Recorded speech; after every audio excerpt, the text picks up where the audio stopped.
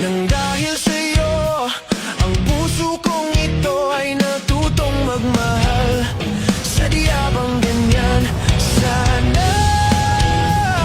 Pag-ibig na nagdaramay pagkaingatan, huwag paglaruan. Yo, what's up mga sadik? Tom TV is in the house again. At kung naghahanap naman kayo ng resort na merong basketball court, pwede kayo mag-tennis, pwede rin kayo mag-badminton. At kagandahan nito, pwede rin kayo mag-walking, jogging, pwede rin kayo mag-bike. Tapos sa mga trentahin dyan mga sadik, meron silang KTV bar, pwede kayo mag-video okay, pwede rin kayo umorder ng kanilang masarap na coffee, at meron din silang resto bar dito. At tignan nyo naman mga sadik na sa paligid natin, napakalawak ng kanilang pool. Napakalawak yung mga sadik. Meron din silang man-made lagoon.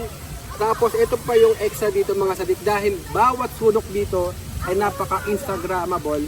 Meron silang in-offer dito na floating breakfast. Yan, kung napapansin nyo, napakaganda niya mga sadik. Kaya no, napakalawak ng lugar mga sadik, kaya kulang na kulang ang isang araw dito. Kaya kung pupunta kayo, mas maganda mag-overnight kayo, tapos kinabukasan na kayo umuwi. Sa ibang detalye, nood lang tayo. Let's go!